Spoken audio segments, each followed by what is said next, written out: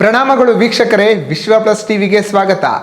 ರಾಜ್ಯಪಾಲರ ಪ್ರಾಸಿಕ್ಯೂಷನ್ ಪ್ರಶ್ನಿಸಿ ಸಿಎಂ ಸಿದ್ದರಾಮಯ್ಯನವರು ಹೈಕೋರ್ಟ್ನಲ್ಲಿ ರಿಟ್ ಅರ್ಜಿಯನ್ನು ಸಲ್ಲಿಸಿದ್ದರು. ವಾದ ಪ್ರತಿವಾದಗಳನ್ನು ಆಲಿಸಿದ ಹೈಕೋರ್ಟ್ ನಿನ್ನೆ ಆದೇಶವನ್ನು ಹೊರಡಿಸಿದೆ. ರಾಜ್ಯಪಾಲರ ಪ್ರಾಸಿಕ್ಯೂಷನ್ನಲ್ಲಿ ಯಾವುದೇ ಲೋಪದೋಷ ಕಂಡು ಬಂದಿಲ್ಲ, ಅವರು ತಮ್ಮ ವಿವೇಚನೆಯನ್ನು ಬಳಸಿದ್ದಾರೆ ಎಂದು ಕೋರ್ಟ್ ಆದೇಶವನ್ನು ನೀಡಿದೆ.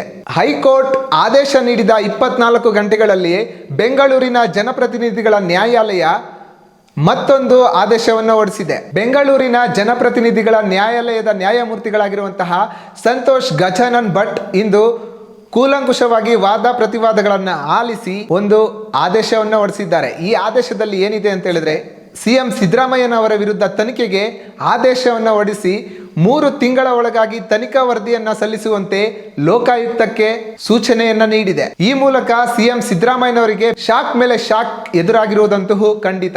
ಕೇವಲ ಸಿದ್ದರಾಮಯ್ಯನವರ ಮೇಲೆ ಮಾತ್ರ ಕೇಸ್ ದಾಖಲಾಗುವುದಿಲ್ಲ, ಅವರ ಪತ್ನಿಯಾಗಿರುವಂತಹ ಪಾರ್ವತಿ ಅವರ ಮೇಲೆಯೂ ಸಹ ಕೇಸ್ ನಮೂದಾಗುತ್ತೆ.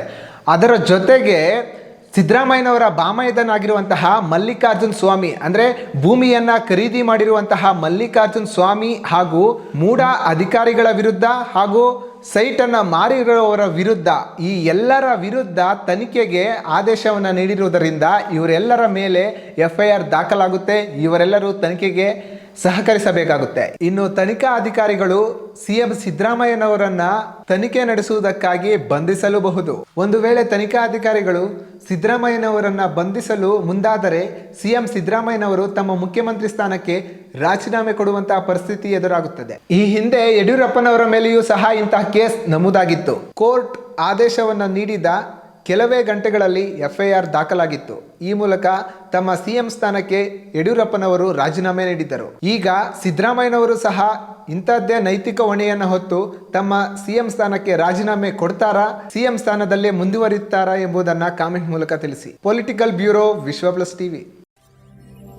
ವಿಶ್ವ ಪ್ಲಸ್, ಜನಹಿತಕ್ಕಿದು ಜ್ಞಾನದ ಜಾಲ.